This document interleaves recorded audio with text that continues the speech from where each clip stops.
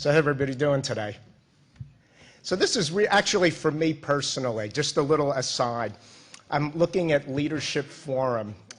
In 2008, Tracy Sanson was the lead. I was her assistant when we created the first ever Leadership Forum. Then I took it over for a couple of years afterward, and now it's turned over and over to Julie. So I'm not sure what the lesson is here. It took me 10 years for me to actually be a speaker at Leadership Forum. Yeah, you did okay putting it together. We need you to be seasoned. Now you can come back and be a speaker at. So it's fun for me to be up here today. All right, so yes, I am the diversity person on the academic side at Thomas Jefferson University. So about 4.5 years ago, I was asked to become Dean of Diversity in the medical school. That was not my career path. My career path was following Adrian and Sherry and Brian and becoming a chair at an academic medical center. And then somehow my career took a turn, and now I'm the diversity person in the medical school and in the university, and I work on the enterprise level. So I'm here to talk with you a little bit about diversity and inclusion in general. All right, so when you hear the words diversity and inclusion, often this is what we think about. It's workforce diversity, it's student body diversity.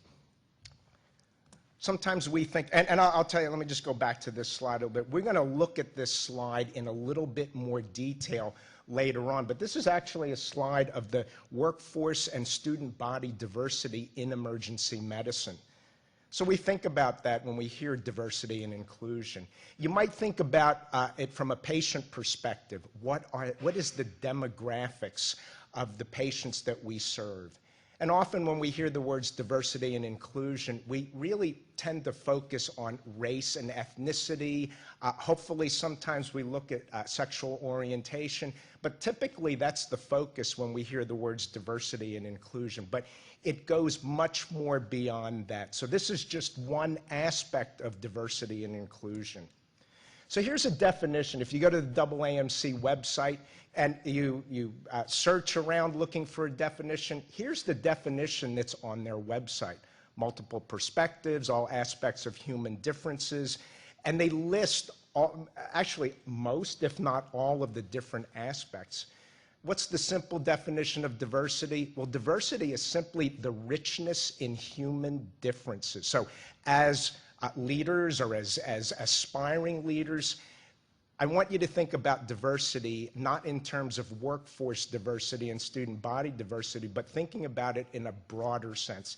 It's really the richness in human differences. So when I look around the room here, there's maybe about 40 people here. This is diversity in the room right here because we all come from different backgrounds. We have different experiences. We have different levels of training. This is diversity in the room if you think about it that way. Why is diversity important? Well, think about it. Diversity, if you have a diverse group, when you're putting your teams together, whatever that team may be, it's a good idea to have different perspectives. So diversity allows us to look at issues. It allows us to solve problems by having a number of people who can look at it, who can look at the issues in very different ways. So here we got red, green, yellow. If you only have one group of people, it allows you to look at issues, problems in only one aspect, in one facet. When you have a diverse group of people, it allows you to look at a wide variety of angles and allows you to come to best solutions, best conclusions. So that's the importance of diversity. All right, as important, I don't know, sometimes I think it's more important than diversity alone is inclusion. So again, here's the definition on the AAMC website. The objective is creating a climate that fosters belonging, respect, and value for all, and encourages engagement and connection. So inclusion is the valuation of diversity. Right? You value the people that you have, what they have to bring. And in an inclusive environment, you actually allow that person or the people that you have to bring their whole selves to work. It allows them to do the job that they love to do in the best way that they can possibly do it. And that ultimately, as a leader in your group, whatever that group may be, you're really looking to set up that environment that allows each person to function at their capacity, and it's done in a way that values what each person brings. All right, so there are many aspects to it. You're trying to set up your environment. You need to know who's in your environment, whether it be the people that you work with, people that work for you, the patients that you care for. It's having that intimate knowledge of who you have or who you want to have, and making sure that you are educated and able to provide that environment that allows for inclusivity. Here's a slide. So I'm involved in a panel session looking at mentoring. It's on Thursday morning. It's knowing what are the issues in an inclusive environment. What are the things that you need to consider? So this is just one of many that fall in the realm of diversity and inclusion. Unconscious bias, a big part of what we do in that area. How does it affect the interactions within your team? This is just one example of how unconscious bias might affect the mentoring relationships that you have within your department. All right, so the business case for diversity and inclusion. You may have heard that term. Well, there's plenty of literature that's out there that suggests that a more diverse organization, a more diverse team, will far outperform teams and organizations that are not as diverse. Diversity is the who. Who do you have in your team? Inclusion is that valuation of who you have in that team.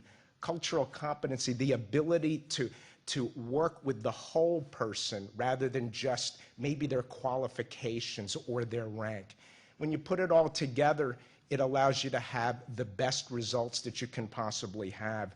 And ultimately, everything that we do, so when I think about this from a healthcare perspective, having a diverse and inclusive environment, having cultural competency is really set up to support the patients that we care for. So we do this all in the name of health equity, in reducing and eliminating health disparities. Why do we do that? Because it's what we do. We're here to help people, make them better, and we're really here to help everybody who we serve. Diversity and inclusion, all right, so those general terms, thinking about it in a bigger way, what you are looking to do. This is what you're doing as a leader. You want a diverse environment. You want to get, you want different viewpoints. We want people around who we can learn from and grow from. Inclusive environment, make people feel valued so that they can perform the best that they can. As a leader, you are setting up the human experience. Right? So yeah, it's about the patients. We clearly pay attention to the patient experience, patient satisfaction, but we also need to make sure that we're paying attention to our own staff. We put employee experience and engagement, the people that you work with. So that is equally important as that patient experience. And when you put that together, diversity, inclusion, cultural competency, you're really looking to care for and create the best human experience. And that is the importance of diversity and inclusion. All right, so with that, I will turn it over to Jeff Druck.